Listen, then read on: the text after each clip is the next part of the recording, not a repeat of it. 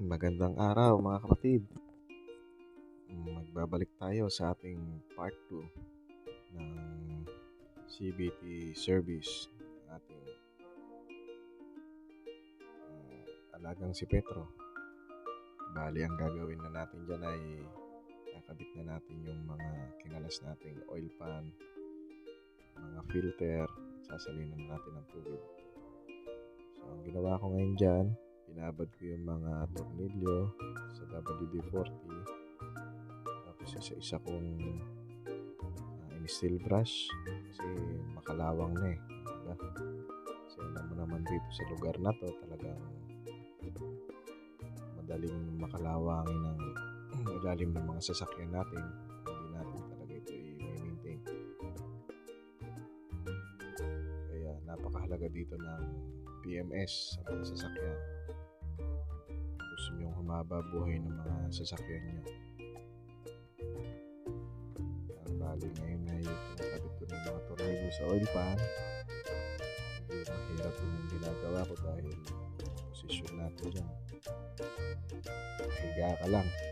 Hindi kagaya pag sa kalyer ka talaga gumagawa sa shop namin. Ililift mo yung mga sasakyan. So, komportable. Tayo ka lang. Naikpitan mo. Maluwag yung pwesto. Hindi kagaya pagka sa mga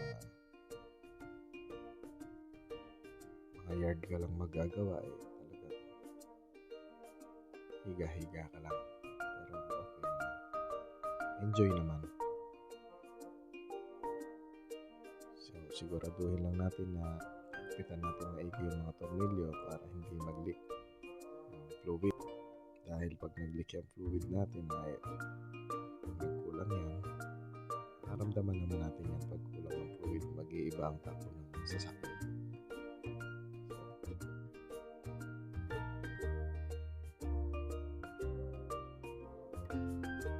Okay guys, okay na yung mga ilalim, check, filter, okay na siya, drain plug, and then sasalinan na natin ng yan. Siyempre ang gagamitin natin is Nissan CVT fluid, continuously variable transmission fluid ang gagamitin natin para safety tayo. Kailangan pag magta-transmission kayo, tamang fluid ang gagamitin nyo para hindi masira. Sasalina na natin.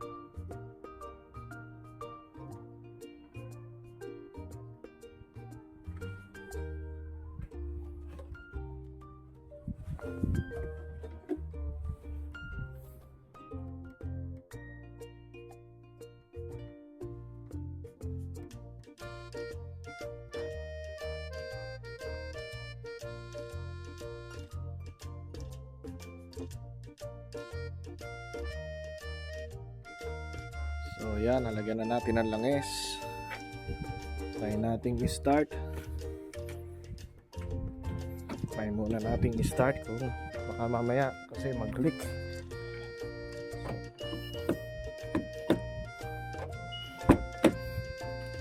Yan. Kapatid. So, bago natin i-start yan, siguraduhin natin na hindi siya maglilik. In Jesus name, hallelujah. Ayan na. Na-start na natin. Silipin natin ngayon ang ilalim.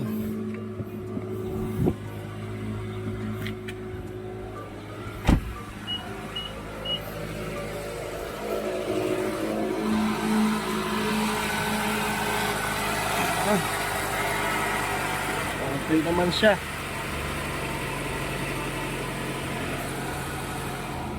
Okay. Wala naman siyang leak. Malalaman na lang natin yan pag road test. Kung okay naman ang kanyang shifting. Okay naman kasi to, wala naman siyang problema. Kaya lang, syempre, for preventive maintenance lang. Wala, magpapalit tayo ng CVT fluid with filter. Ngayon nga lang, sablay yung nabili nating filter. Ayan, haba. So, siguro sa ibang ibang model. Sa malalaki siguro yung oil pan. Ewan ko kung anong sasakyan.